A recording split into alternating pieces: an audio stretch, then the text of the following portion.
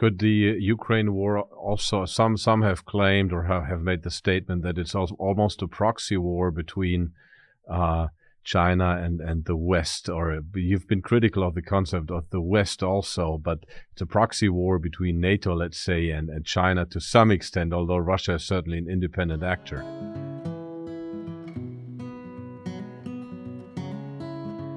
Just like to linger a little more on Ukraine. I mean, you've been a commander, been a tank commander.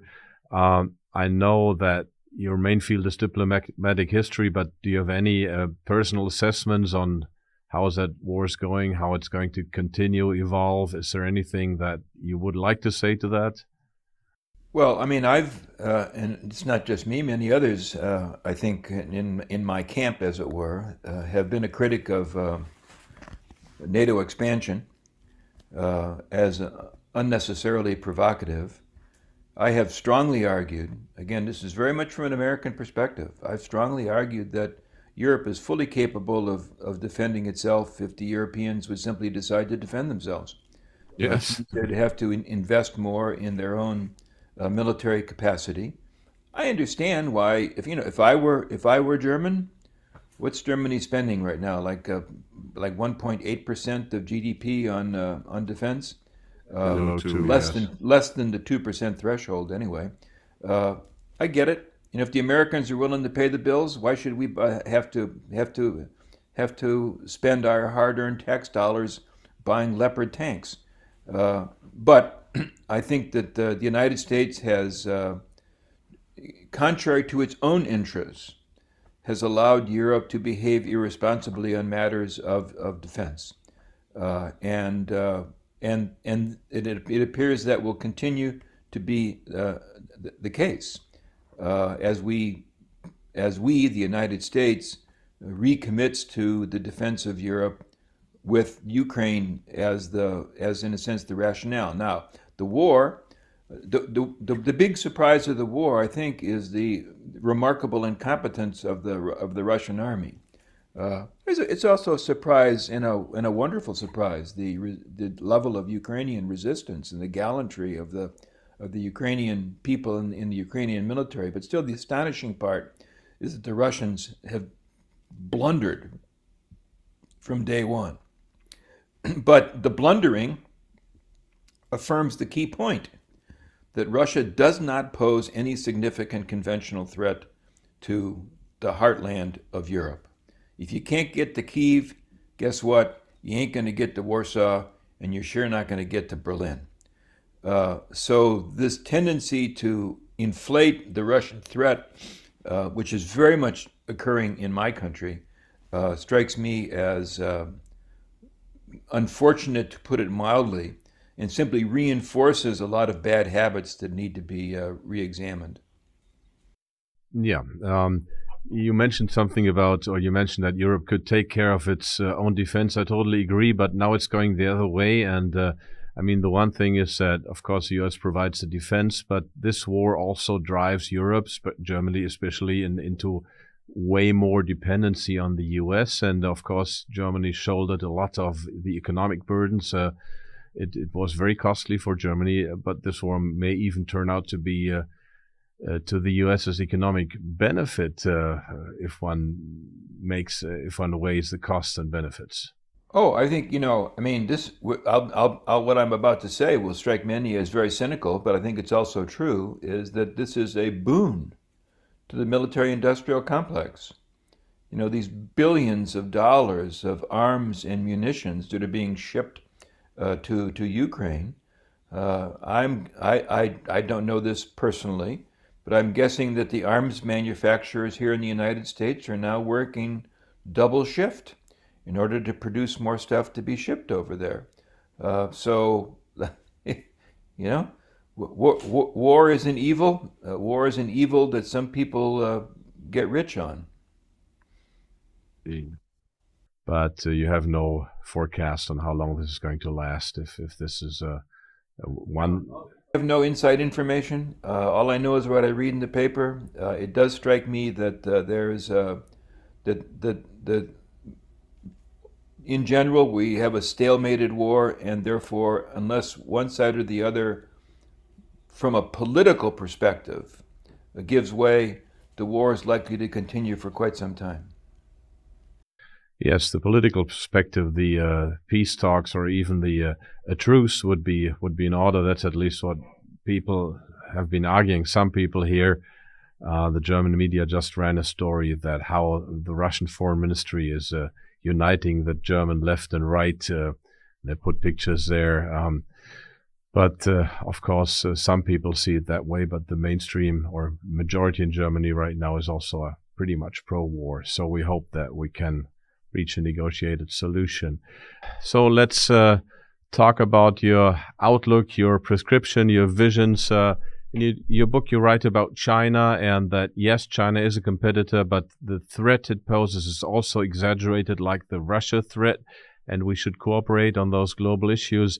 It's interesting to see that you, as a self-labeled conservative, although as a disclaimer, we don't know what that means today. Totally, it has changed to some extent, but you as a conservative agree on these things with Jeffrey Sachs, who comes from the liberal camp, so to say. And so what are your views on China and on your prescriptions for the U.S. in general? Well, I mean, my views are not optimistic. I mean, I live up here near Boston, as you know, Max. I don't pretend to have my finger on the pulse of what's going on in Washington or in New York. But it does seem to me that there is a striking momentum in the direction of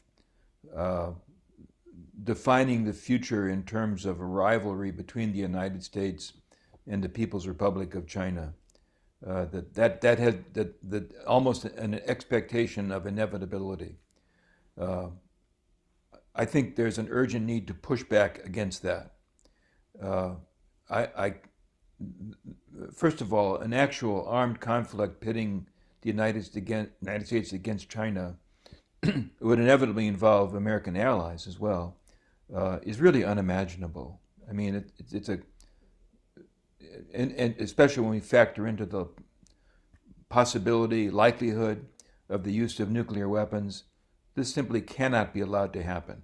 And that's even apart from questions like the climate crisis. So I guess I'm struck by the absence of not the absence of concern, but the inadequate concern about the likelihood of a world that is defined by pitting the United States against China. Not for a second would I want to diminish the difficulty of finding some meeting place, common ground, basis of agreement. I am not an apologist for the People's Republic of China. I'm not an apologist for the Communist Party of China. I think Mr. President Xi's behavior in many respects is unnecessarily inflammatory. I also think that there are many American politicians who, particularly on issues related to Taiwan, are reckless and make matters worse. Nonetheless, it seems to me that there are two strategic priorities for the United States of America. Strategic priority number one is to find a way to take a leadership role in addressing the climate crisis. And number two, and it's not number two and less important, it's equally important. Number two is to find a way to coexist peacefully with the People's Republic of China as we move further into the 21st century. Quite frankly, issues such as Russia and Ukraine certainly are important, but are far less important than the two things that I just mentioned. Could the Ukraine war also, some have claimed or have made the statement that it's also almost a proxy war between China and the West, or you've been critical of the concept of the West also, but it's a proxy war between NATO, let's say, and China to some extent, although Russia is certainly an independent actor. You know, I don't think what we have is a proxy war between the United States and Russia, for sure. I don't think it's a proxy war between the United States and China, although it leans in that direction. And I think reckless talk can further that perception, which would be needless and unnecessary. Certainly, there is an urgent need to end the war, to find a negotiated settlement to the Ukraine war. Don't ask me for the 5-point plan that's going to produce that. I don't have the 5-point plan. But I do think that, quite frankly, in Washington, there's less interest in finding that 5-point plan than in punishing Putin. And therefore, there's an unfortunate interest in the United States in seeing this war go on for a much longer period of time. And instead you say more fundamentally, however, the approach that I'm recommending should pay greater attention to cultivating our own vast and rich but neglected garden. That garden is North America, encompassing Canada, Mexico, and the United States, an area of 9.54 million square miles that is home to 579 million people. So you say invest more in the proximity. You also recommend reducing military budgets, diverting some of those resources to the war on drugs, to other domestic issues, also to climate change. Do I get that right? You got that exactly right. I mean, it just strikes me as strange that we take for granted, we Americans, we take for granted the security and well-being of the Western Hemisphere, of the northern part of the Western Hemisphere, North America, when in fact the well-being of our near neighbors, Canada and Mexico, is of great immediate concern to the well-being of the American people. And I think Mexico in particular faces very significant challenges, social, socioeconomic, related, for example, to criminality, drugs. Not for a second do I think that we should send in the United States Marine Corps to fix the problems, but it seems to me that we treat Mexico as an afterthought, whereas we treat Ukraine as an immediate concern to the well-being of the American people. I think our priorities are skewed. They're skewed because of the habits we developed of thinking about geopolitics during the 20th century, and those habits need to be rethought.